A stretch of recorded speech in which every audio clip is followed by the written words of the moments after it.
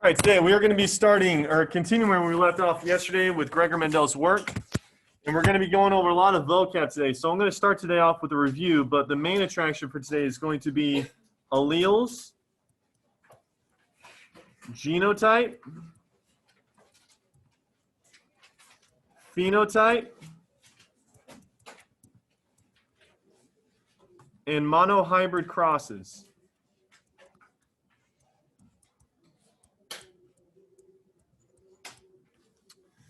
All right, so a quick review from yesterday. We talked about Mr. Gregor Mendel, the father of modern-day genetics, and he's basically responsible for a lot of things we know about genetics today. He's not the only guy. You must understand there were many, many scientists working on genetics. He wasn't the only one, but there is some merit to being a pioneer, and we call the genetics today Mendelian Genetics. It's basically where one trait dominates a recessive trait. That's a Mendelian pattern of inheritance. And what Gregor Mendel sought to do is he wanted to test this idea that offspring have the intermediate traits of their parents. This is known as the blending concept of inheritance.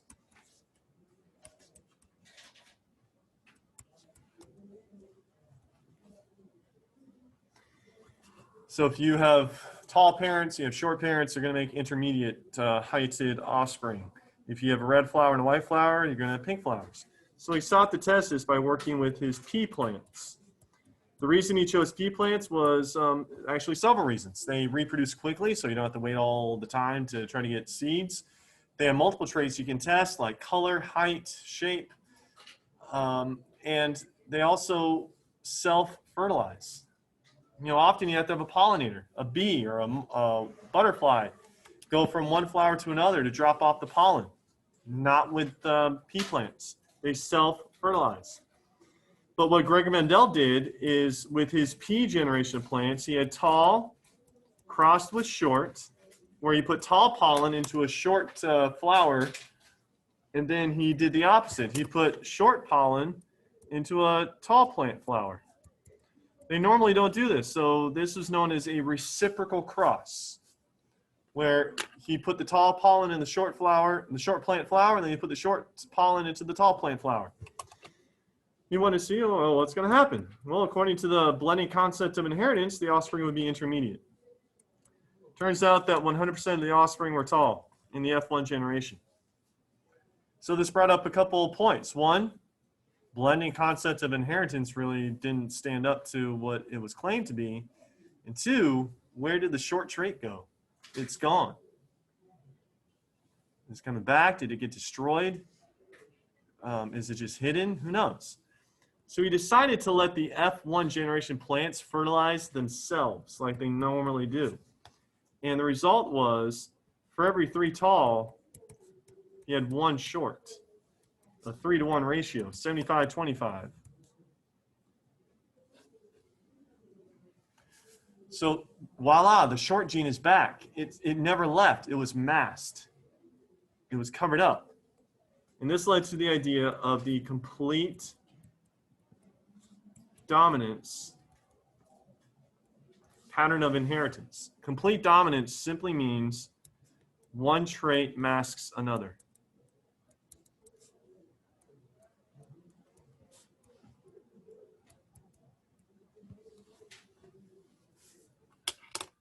You know, if you're in high school and you have blue eyes and you're dating someone that has blue eyes, if you guys end up being high school sweethearts, you marry your high school sweetheart, you can pretty much determine we're going to have kids with blue eyes. If you have a mother with blue eyes and a father with brown eyes, then you are a carrier. You probably have brown eyes. Anybody in here have a parent with blue eyes, a parent with brown eyes, and you have brown eyes? You're a carrier. So if you end up with a guy with blue eyes, chances of you two having a blue-eyed kid is 50-50. If you marry a guy with brown eyes, it really depends on what his parents were. And we'll get to all that later. I really hope you guys do enjoy this unit because you're going to really start to figure out things about yourself, where you're going, where you came from, as far as genetics that can be passed on. I used to do an experiment with my students that were freshman year. So I want you guys to draw your ideal child. like whatever one. I want you to draw what your child is going to look like. So they draw the skin color, hair color, eye color, nose, height, intelligence, everything. And then I say, okay, now draw your ideal partner. It was almost like the exact same thing, same traits. And that's what typically happens in nature.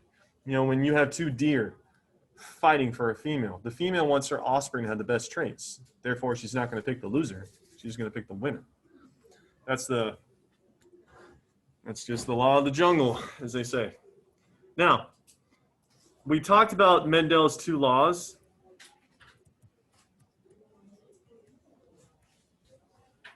The first law is the law of segregation.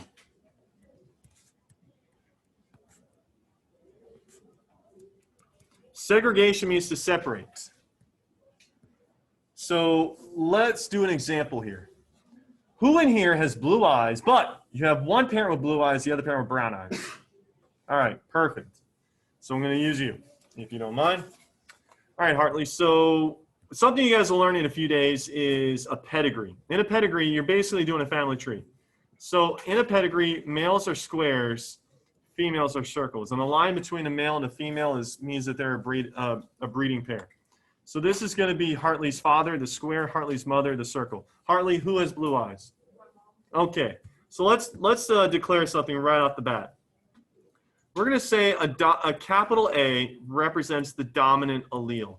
An allele is a form of a trait. And in this case, it is going to be brown eyes.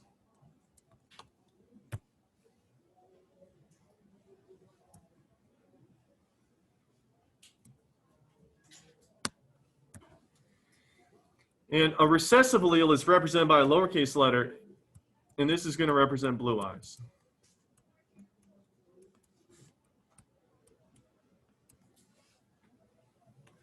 You said your mom is blue. Okay. And do you have any siblings? Yeah. How many and what gender? All right, so 2 daughters. So this is what we call a pedigree. We're not really going to get into this full tilt for a few days, but here's just the preview. So I can tell you right at the bat that Hartley's mother has 2 recessive alleles. She received one from her mother and one from her father. What's your mom's name? Michelle. All right, so Michelle, Hartley's mom, she received a recessive allele from her mother and a recessive allele from her father. Now you say your dad has brown eyes, right? So the fact that dad has brown eyes, here's what I can tell you. He has at least one dominant allele. What the other allele is, we don't know. Here's a rule of thumb to always keep in mind when you're talking about dominant traits. You cannot tell what their genotype is just by looking at them. Like, it's not the same for recessive alleles. If you look at my eyes, I have blue eyes. There's only one possible combination for me to have blue eyes, and it's this one. This is definitely blue. What if you have dominant allele, recessive allele? Would you be blue or brown? You would be brown because the dominant beats out the recessive. And if you had dominant, what would that be? Brown. That would be brown eyes as well. So if I were just to look at your dad's name and his name is Ben, if I just looked at Ben's eyes, I know, okay, they're brown, period. He has at least one dominant allele. I can't tell if the other allele is dominant or recessive because brown is brown. We have to look at their offspring. And so here's Hartley, the circle on the left. She has blue eyes. She inherited one of those alleles from her mother because if you look at her mother, the only thing that her mother has to offer is a recessive allele. But here's the law of segregation. Her mother has 2 recessive alleles. How many of those recessive alleles will Michelle pass on to Hartley? 1. That's the law of segregation. They separate during meiosis in the formation of eggs and sperm for males. But Hartley, I can see, has blue eyes. That means she has to have 2 recessive alleles. Where did she get the other one from? Huh? Her father, Ben. So that fills in the void. We know that her father has to have a recessive allele. And here's how I know it without a shadow of a doubt. There's no way that a brown-eyed parent can produce a blue-eyed offspring unless that parent is a carrier for the trait. That's how we know. Now, Michelle, her mom, has blue eyes. We know she's recessive, period. That's the only possibility. Take a look at that. This is it. That's blue. That's the only possibility. But Ben could be either one of these brown ones. We don't know which. That's why we have to look at the offspring. Now, what color eye? What's your sister's name? Addison. What color are her eyes? Let's pretend they're brown, okay? So if they're brown, what allele did Addison inherit from Dad? If Addison has brown eyes, what does she inherit from her father? The dominant one. And what is the only possibility that she could have inherited from her mother? The recessive. So Addison has a recessive, or she has a big little. We would call Addison and we would call Ben hybrids. They carry the recessive trait, but they don't express it. This is a complete dominant form of inheritance. Now let's just say Addison ends up with some guy who has brown eyes, so we know that he has at least one dominant allele, but we can't tell by looking at the eyes if they're dominant or recessive. Oop, that's not how we draw it. So we have to look at their offspring. So let's say they have a son. And the son has blue eyes. And so Addison and Mr. What's-His-Face are yelling at each other. What the heck? You have brown eyes. I have brown eyes. We have a blue-eyed kid? What the heck? Did you do something? Is it possible? Sure is. What would Mr. What's-His-Face's genotype have to be in order for these two brown-eyed people to make a blue-eyed offspring? Would it have to be a dominant allele or a recessive allele? Recessive. Do you know what the odds are of two heterozygotes forming a homozygous recessive offspring? 25%. And this is where you have to go to the old-fashioned Punnett square. Here's Addison. Here's What's-His-Face. What color eyes would that be? How about this one? How about this one? How about this one? Boom. There it is. 25% chance. I have a student in first period who said that both of her parents are brunette with brown eyes, and her brother are blonde with blue eyes. You got the 25% twice. So that's just the law of segregation. We inherit one form of a trait from a parent, and we end up having the full complement of them, okay? Now, the other law is called the law of independent assortment.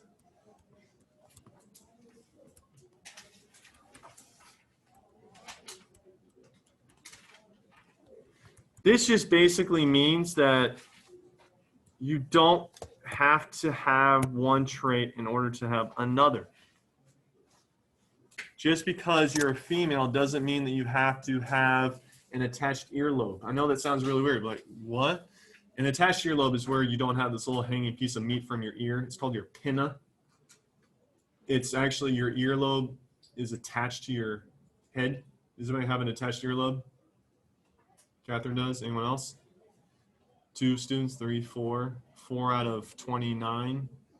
So it is recessive. Here's another one. I do not have a hitchhiker's thumb. You see my thumb does not bend back. Can you guys hold your thumb up and see if you have a hitchhiker's? Yes. Who else? Yeah. I can't do that. You guys are like bending it back. I can't do that. I'm recessive. You guys are dominant. You're normal. I'm weird. So what I'm saying is just because I'm 6'5", I have blue eyes and brown hair means nothing, has nothing to do with my thumbs. There's brunette in this room that do have a hitchhiker's thumb and some that don't. One trait's not associated with another. That's the law of independent assortment. Everything is going to be independent. This really enhances the chances for variation and diversity. Any questions on that material from yesterday, Dan? So, like, what happens? Like, I was blonde when I was a child, pretty much, like a dirty blonde, up until I was, I don't know, like 4 or 5 maybe. Mm-hmm. But now I'm totally brunette. So like, how does that work? Yeah, I know someone that's the same way. She was blonde all the way through high school, and all of a sudden, Brown. the genetics change. It can be some environmental influence. It could be that the genes just have not been fully expressed. There's also something that you'll learn in Unit 6 called euchromatin and heterochromatin, where there can be DNA that can be inaccessible. It's called methylated DNA or methylated chromatin. It's all tied up and bound, and you can't express it. Well, maybe at a certain stage of your life, it finally became expressed, where the handcuffs were finally released and the traits could be expressed and you could see them. So maybe your genes for brown hair were methylated and they just didn't get expressed until later in life. So it doesn't mean I have like the recessive blonde trait. It just, it just probably means that you had the brown trait the whole time, it just wasn't expressed.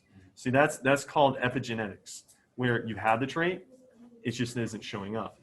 Let's say I'm supposed to have brown eyes, but the brown eye gene is basically tied up. It can't be expressed. So by default, I'm gonna have blue.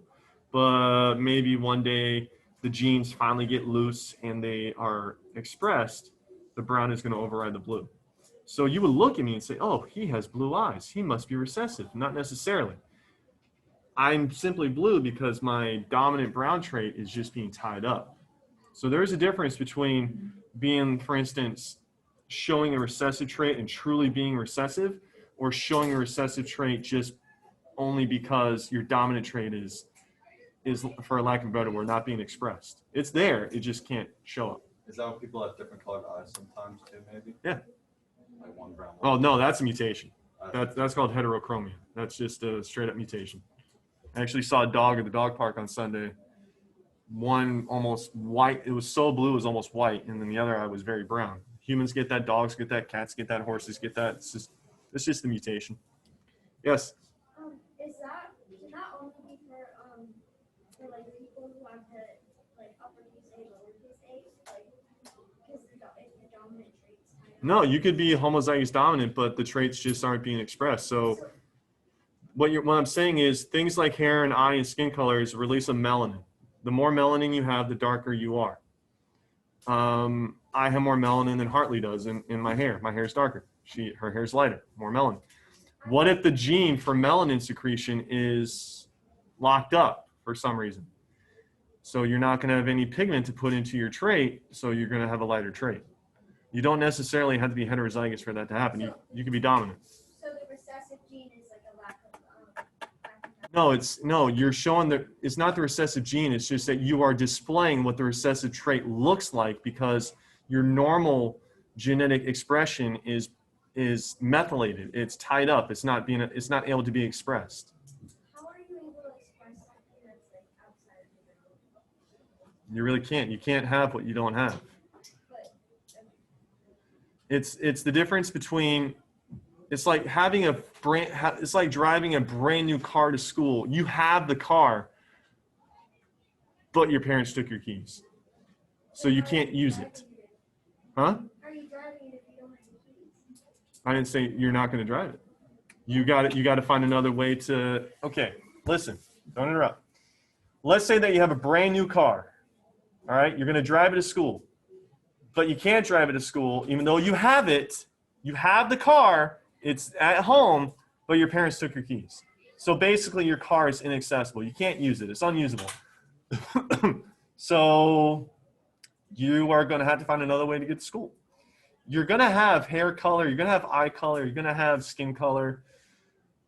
It's all about melanin.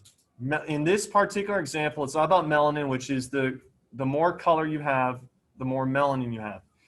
If you have a trait, if you have a gene for a dark color, like dark hair, dark eyes, dark skin, but if it's methylated, and you'll learn this in Unit 6, methylation means the DNA is tied up. It cannot be expressed. That means that you are going to have a lack of pigment. And a lack of pigment is things like blonde hair and blue eyes.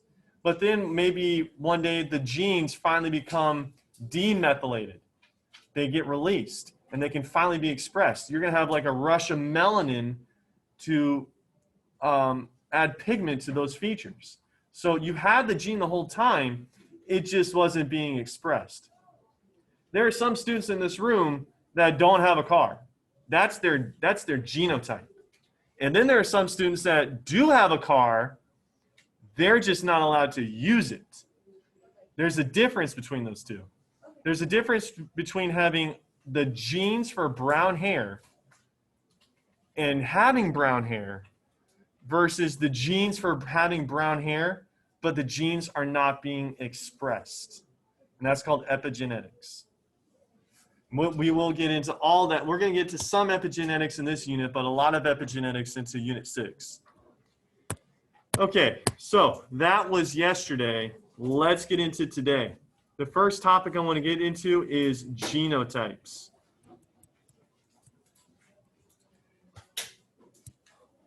A lot of vocab today.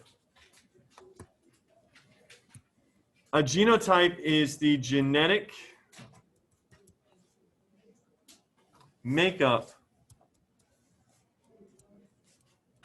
of a trait.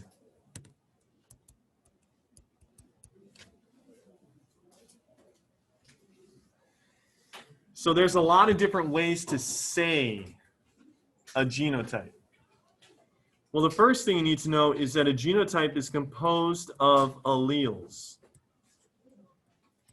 Alleles are what we inherit from our parents. An allele is a form of a trait.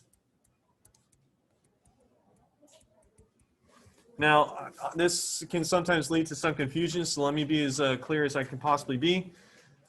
A trait is like a characteristic. Hair color, eye color, hitchhiker's thumb, hanging earlobe, big toe shorter than the second toe, stuff like that. A form of a trait is the different ways that that can be expressed. Hair color, red, blonde, brunette, black, hanging earlobe, attached earlobe, hitchhiker's thumb, non-hitchhiker's thumb. Those are the different forms of that characteristic. Now, for genotypes, you must have alleles, and we need to be sure that we understand that in science, you typically represent a dominant trait as a capital letter. The dominant form of a trait is typically represented by a capital letter. It doesn't matter which letter that you guys choose. I am going to give you a piece of advice, though.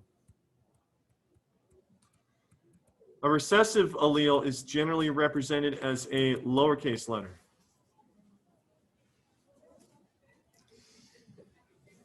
Here's my advice to all of you. Don't use letters where the capital and the lowercase look the same. That can be confusing. It's going to make your life just a little bit easier if you don't use letters that are the same, like O and X and W and Y and Z and V and C and maybe M and N. Not really. Sometimes M. But the letters where they're capital and lowercase definitely look different. It'll make your life just a whole lot easier. So A, B, D, E, F, G, H, I, J, K, L, M, N, don't do O, maybe P, Q, R, you get it. So my advice to you, because you might be looking at something like this, you go, is that two dominants or dominant and a recessive? I can't tell. Some of you like to write in all caps a lot, so if you did that, to Sage, that's capital lowercase, but to Casey that might be capital. That can be confusing, but there's no mistaking this. So that's just my advice to you. Don't use letters in which the capital and lowercase look the same. Now, the first type of genotype is called homozygous. You've likely heard this word before. Homozygous means two of the same allele. It could be more than two, but generally all the alleles are the same. Homo means same.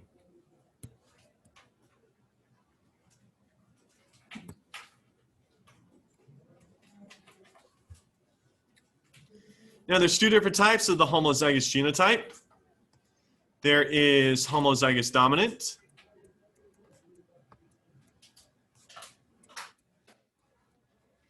In this genotype, you would have at least 2 copies of the dominant allele.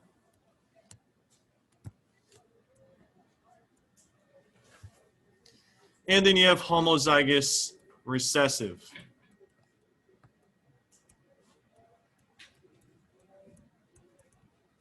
Where you have at least 2 copies of the recessive allele.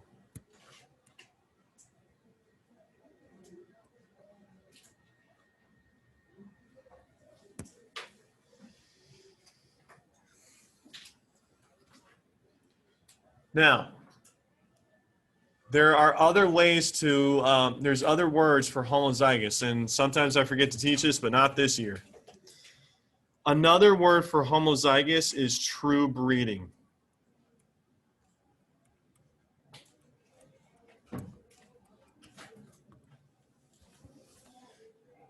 True breeding means homozygous.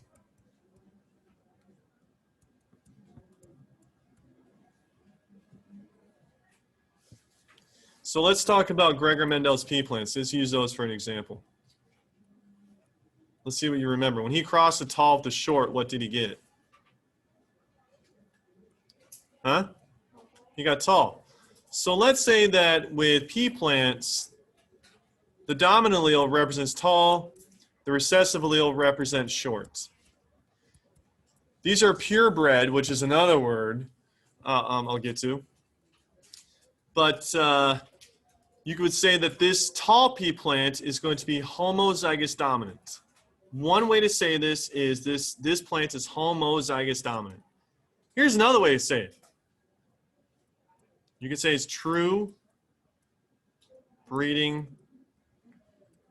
tall. True breeding means homozygous. And when you're tall, when it comes to this particular example, does the tall mean dominant or does the tall mean recessive? It means dominant. So what is another way I could call this short plant that is going to be little allele, little allele? Instead of saying homozygous recessive, what else could you call it? Two breeding short.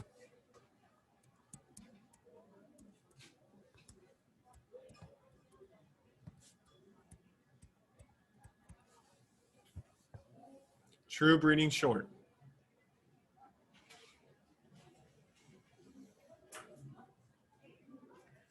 Now, another way to say this is purebred. Someone asked me, is your golden retriever a purebred? That means, is it pure golden retriever or is there some other dog in there? And as far as I know, it's a purebred golden retriever. Purebred also means homozygous.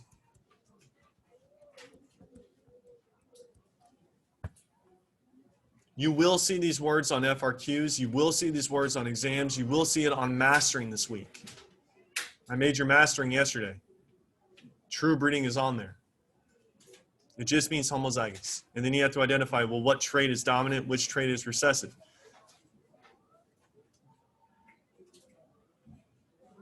Okay?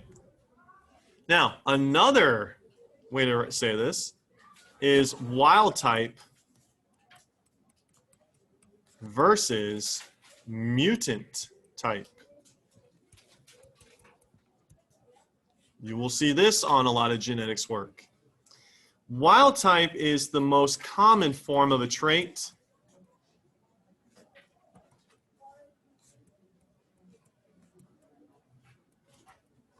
It is often dominant. Brown hair in humans is wild type. If you have brown eyes, you are expressing the wild type trait, the wild type form of the trait for our species. Mutant type is exactly what it sounds like. It's rare. It's a change. This is the rarer form of a trait.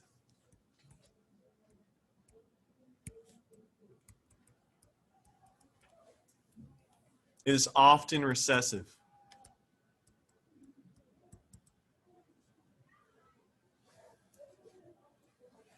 Having blue eyes is a mutant trait. If you have blue eyes, blonde hair, light skin, you're a mutant. I see you, Jasmine. Just wait. Where did all humans evolve from? What continent? Africa. The traits of humans from Africa is dark hair, dark skin, dark eyes, dark features, because the sun is so intense. If you were light skinned, you're going to get skin cancer in days. But darker skin is a protection against that. But as humans started to migrate out of Africa to Asia and Europe, and this took tens of thousands of years, there started to be changes. There were mutations, and the mutations were actually helpful, so they stuck in the population. If they were harmful, they would have killed us. But the mutations helped us. And so having lighter skin or lighter hair or lighter eyes was actually an advantage when humans migrated to areas like Scandinavia, Germany, France. And you can actually tell in individuals' ancestry, like as related to the equator, based on their hair, skin, and eyes. Typically, the darker features are closer to the equator because the sun is very strong, and the lighter features are typically further away from the equator because the sun is very weak. Jasmine, what do you got? Why do you say often like it's most common, it doesn't have to be all the time dominant? Not necessarily. What if I went to Ireland, where the majority of people are redhead and blonde? It depends on where you are. So it's if you want to talk about the globe, yeah. But if you want to talk about an area, not necessarily. There's a disease, a genetic disease, which we might learn this week, called Huntington's disease. No, not Huntington's. Tay-Sachs. Tay-Sachs. It's a disease where a baby's brain grows faster than the skull. And so eventually the brain is strangled by the skull and the baby dies. This is only in descendants of a very small group of Jews in Eastern Europe. If you have Tay-Sachs, you can trace your ancestry to like this one small neighborhood of Jews in Eastern Europe from several thousand years ago. And in that population, it's a mutation, but the majority of people have that. Just because it's rare on a global scale doesn't mean it's rare in a isolated population. Yeah. So if you don't have it and your baby isn't having it, so it's that you have the recessive, right? Yeah. So you would have to also marry someone from the Yeah. 25%. Yes. What's like the lifespan of people? Probably, I would definitely say less than 2 years. Okay. So we got wild type, guys. There's a lot of different ways these are all things that you will see. I'm not wasting your time or my time. These are all things you're going to see in this unit and in the next unit. True breeding. There's one other genotype I left out. I got homozygous dominant, homozygous recessive. What am I missing? Heterozygous. That's right.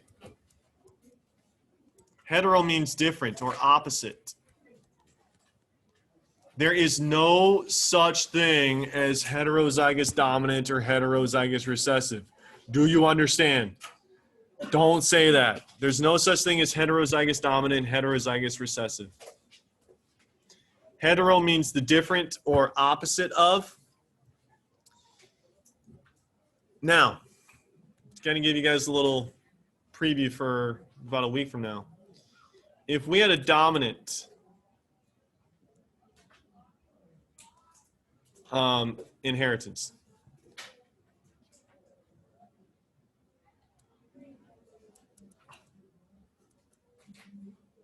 or not, what am I thinking? Not dominant, complete. I meant to say complete. Complete dominance. If you had this genotype, heterozygous, and if I told you big G means brown, little g means blue, what would it look like? Would the person have brown eyes or blue eyes or somewhere in between? If this was complete dominance. Think of what that word means, complete dominance. Would the individual have brown eyes, blue eyes, or somewhere in between? Brown. They would be brown. What if they were incomplete dominant? Brown, blue, or somewhere in between? Somewhere in between. So we haven't gotten to incomplete dominance yet, but Mendelian genetics is all about one trait masking another trait. That's Mendelian genetics. Non-Mendelian genetics is where they don't mask, where they blend with each other. Okay, now that's genotype. Let's get to phenotype. Phenotype is easy. It's your physical expression of your genotype.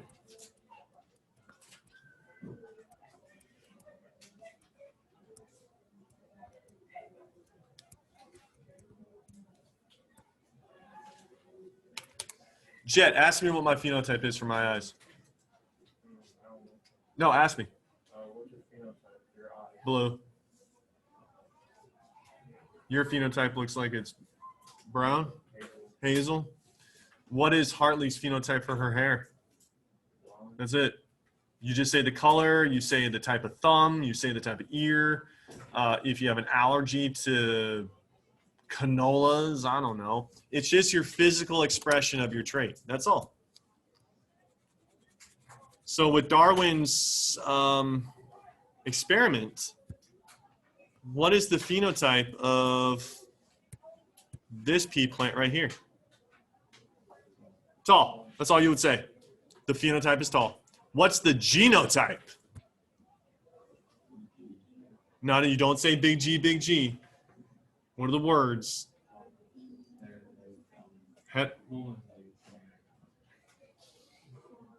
Homozygous dominant.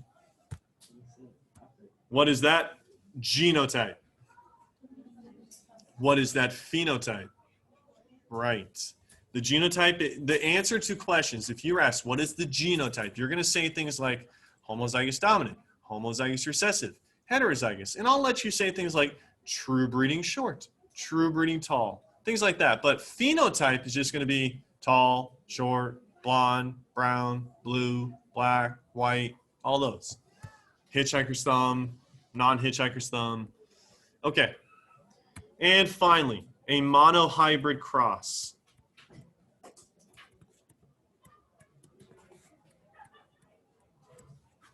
How many is mono? One. And a hybrid is a mix. If you ever saw Jurassic World, the scientists in the movie made a hybrid dinosaur. They used raptor DNA, T-Rex DNA, snake DNA, cuttlefish DNA. They made some weird freaky hybrid like this white dinosaur that was a psychopath.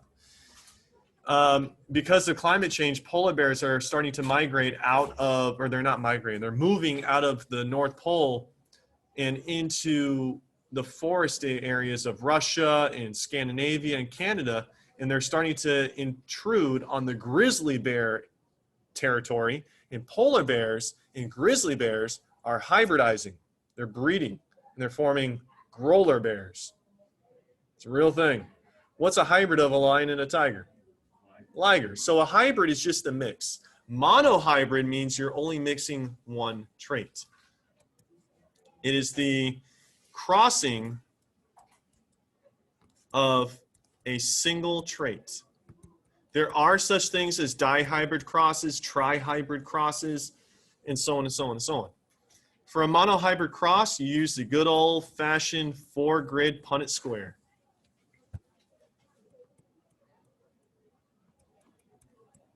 The Punnett square represents the possibilities as a percent, not as a pie chart, where you take out a slice of pie after it's been claimed. You know, you don't take things out. It just represents a percentage.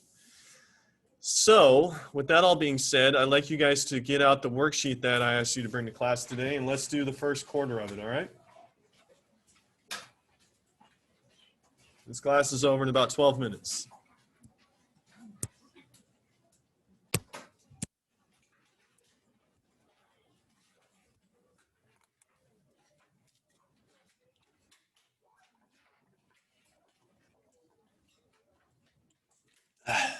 Yo. Oops. Well, it's not due till tomorrow, so you can, I don't want it now, but you can fix it tonight. All right.